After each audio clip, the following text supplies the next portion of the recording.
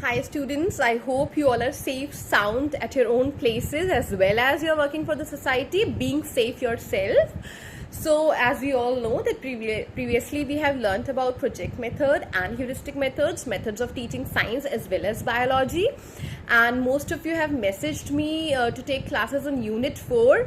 I know you people are getting it like little difficult to grasp some of the key terms in science, teaching of science. So I have decided to take up the topic that you have suggested me to teach, and that is Edgar Dale's classification.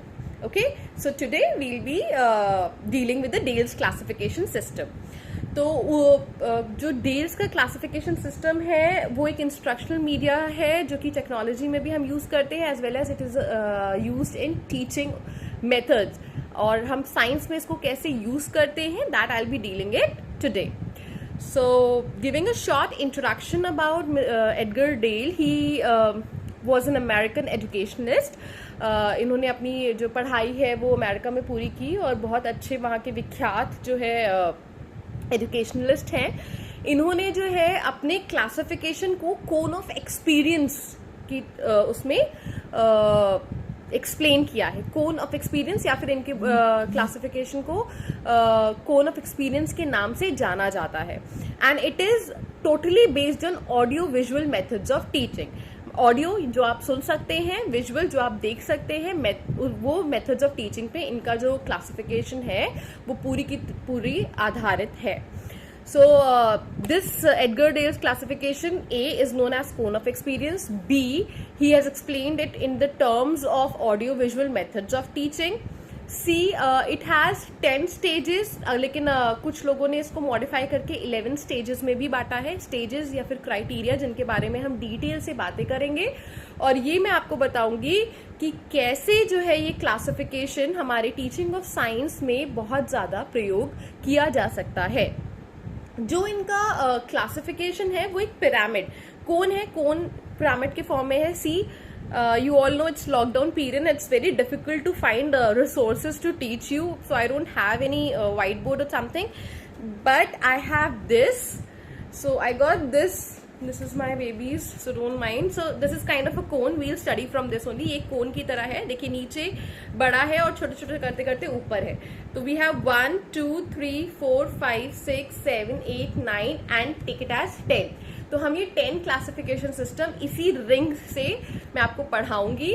और जो del है उन्होंने कहा है जो सबसे नीचे वाला क्लासिफिकेशन है वो कॉन्क्रीट है, और जो सबसे ऊपर वाला है क्लासिफिकेशन वो एब्स्ट्रैक्ट है. So we are going from concrete to abstract, मूर्त से अमूर्त की ओर. अब कॉन्क्रीट की चीजें क्या होती हैं? जो टैंजिबल होती हैं, जिन्हें हम छू सकते हैं, देख सकते हैं. एब्स्ट्रैक्ट चीजें क्या होती हैं? जो टैंजिबल नहीं होती, जिन्हें हम छू या देख नहीं सकते, लेकिन we know that they exist.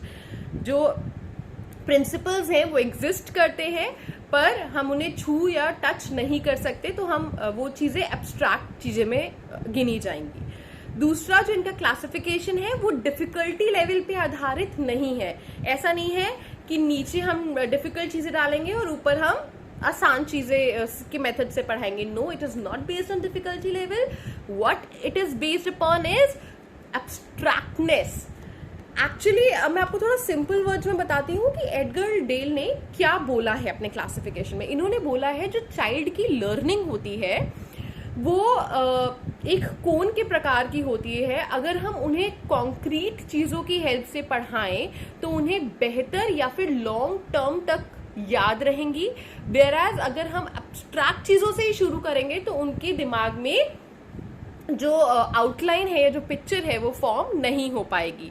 तो ये बोलते हैं, एडगर डेल बोलते हैं कि जितनी भी ज्यादा सेंसेस इन्वॉल्व्ड होंगी लर्निंग में उतनी इफेक्टिव और उतनी लॉन्ग टर्म लर्निंग होगी.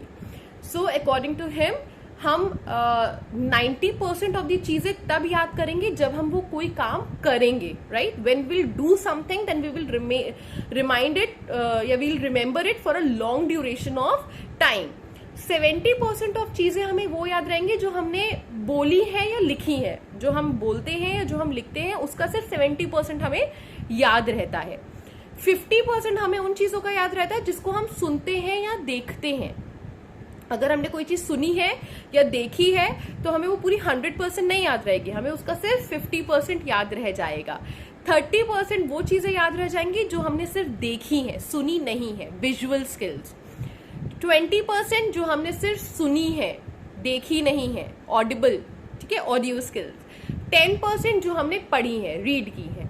तो अब आप सोचिए, अगर आप बच्चे को बोलते हैं कि ये बुक है and you just read it out और आपको लगता है कि आपने उसे पढ़ा दिया है, सो दैट मीन्स उसका सिर्फ 10% उस बच्चे को याद रहेगा। So according to Edgar Dale, he formed a classification system, he formed a cone of experience to be precise, जिसमें इन्होंने बोला है the more senses you will use in the method of teaching, the more effective would be learning of the learners or students। जितना ज़्यादा आप senses को involve करेंगे, जितना ज़्यादा आप बच्चों से काम करवाएंगे, 90% जो हम करते हैं उसका हमें 90% याद रहता है, जितना ज़्यादा हम बच्चों से कराएंगे उतना उन्हें ज्यादा देर तक याद रहेगा। सिमिलरली ऐसे ही कोन में उन्होंने बोला है, ये जो नीचे है, नीचे से ऊपर हम कैसे जा रहे हैं, यहाँ पर हम ज्यादा सेंसेस यूज कर रहे हैं, फिर कम, फिर सिर्फ यहाँ पर क्या रह जाता है, सिर्फ वर्बल, सिर्फ जो हम बोल रहे हैं या सुन रहे हैं, ठीक है, तो वो चीजें वो रह जाती हैं। तो this is the criteria of his classification. Next इन्होंने बोला है कि जो एक्सपीरियंस होता है हर स्टेज पे, वो एक दूसरे से मिक्स किया जा सकता है और एक दूसरे के साथ इंटर रिलेटेड होता है।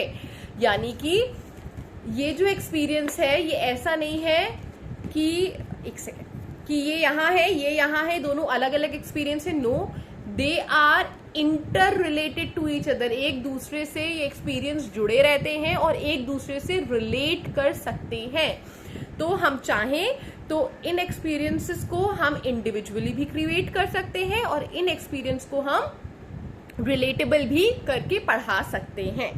Fine, so I just summarise पहले कि एडगर डेल ने बेसिकली कोन ऑफ एक्सपीरियंस में क्या क्या चीजें बोली हैं। पहली चीज इन्होंने बोला है, he is going from concrete to abstract, नीचे कॉन्क्रीट, दूसरा एब्स्ट्रैक्ट। दूसरी चीज, his cone of experience is based on visual method, जो हम देख सकते हैं। Third, it has 10 stages। Fourth, classification difficulty level के हिसाब से नहीं है बल्कि abstraction के हिसाब से है। Fifth, जितनी ज्यादा senses involve होंगी उतनी बेहतर learning होगी। Sixth, जो एक्सपीरियंसेस हैं हर स्टेज के वो एक दूसरे से रिलेटेबल है और एक दूसरे से के साथ मिक्स किए जा सकते हैं। Fine, so this is in short what he has given about teaching, methods of teaching.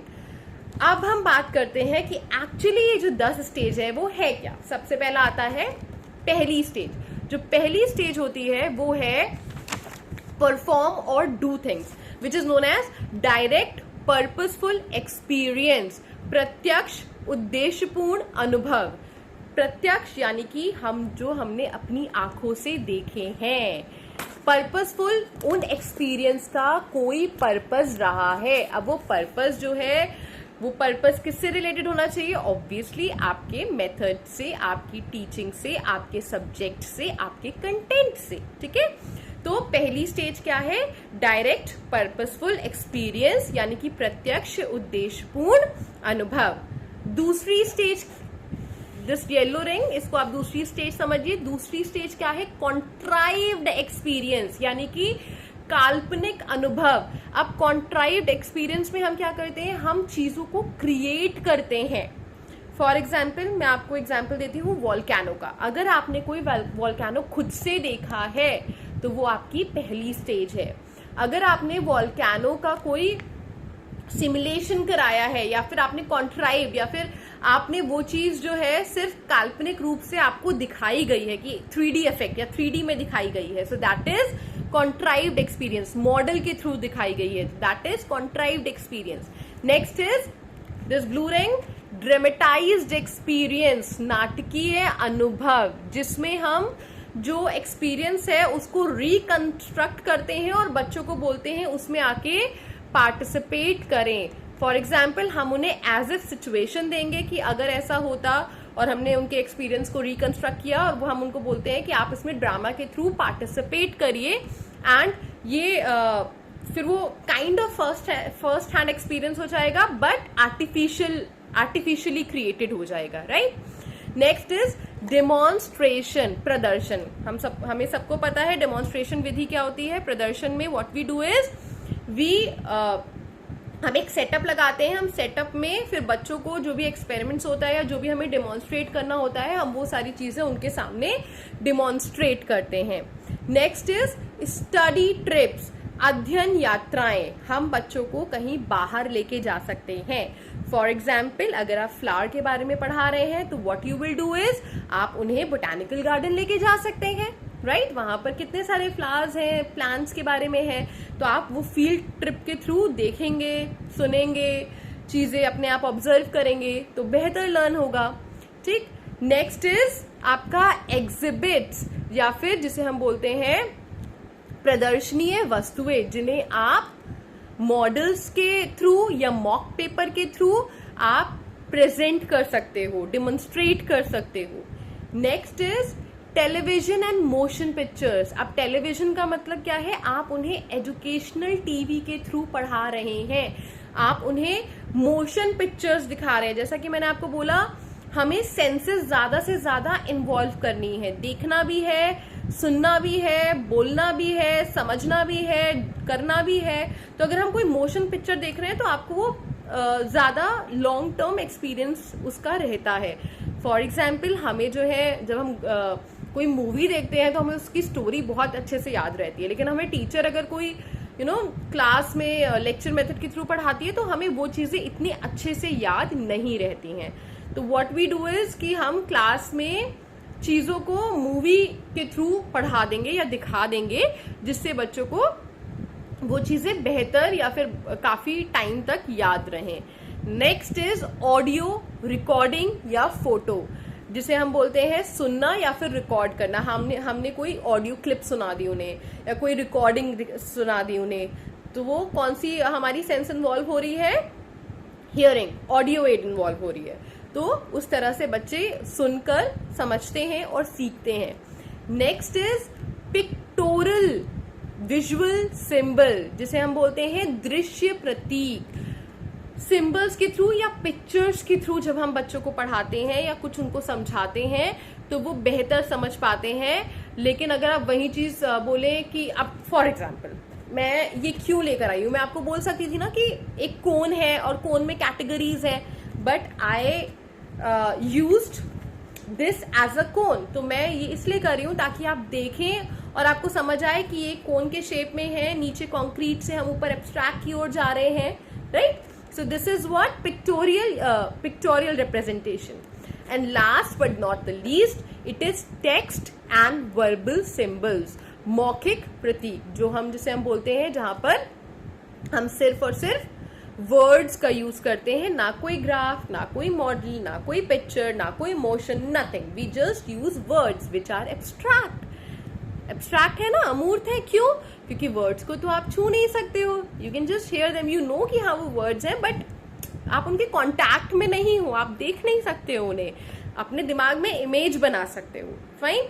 तो ये क्या हो रहा है, नीचे हमने आई एम रिपीटिंग, पहला था हमारा डायरेक्ट या पर्पसफुल एक्सपीरियंस, सबसे ज्यादा कॉन्क्रीट होता है क्योंकि यहाँ पर हम प्रत्यक्ष रूप से इन्वॉल्व होते हैं, कोई काम करते हैं, तो दैट इज 90% हमें वो चीजें याद रहती हैं। नेक्स्ट इज कॉन्ट्राइव्ड एक्सपीरियंस, जहां पर हम जो है काल्पनिक अपने अनुभव करते हैं या फिर जो अनुभव है उन्हें काल्पनिक रूप से प्रदर्शित किया जाता है। Next is dramatised experience, drama के फॉर्म में जो है आपके एक्सपीरियंस को रिकंस्ट्रक्ट किया जाता है। फिर है डिमॉन्स्ट्रेशन, आपको प्रदर्शन विधि के थ्रू पढ़ाया जाता है। स्टडी ट्रिप्स, आपको अध्ययन ट्रिप पे लेके जाया जाता है, जहां पर आप देखकर चीजों को अच्छे से बेहतर तरीके से समझ पाएं। नेक्स्ट इज एग्जिबिट, जहां पर आपको मॉक्स और मॉडल के थ्रू पढ़ाया जाता है। फिर है आपका एजुकेशनल टीवी या मोशन पिक्चर्स, जहां पर आपको आपकी आईज ऑडियो विजुअल दोनों जो है इंद्रियां यूज हो रही हैं और आपको ऑडियो विजुअल मेथड के थ्रू पढ़ाया जा रहा है।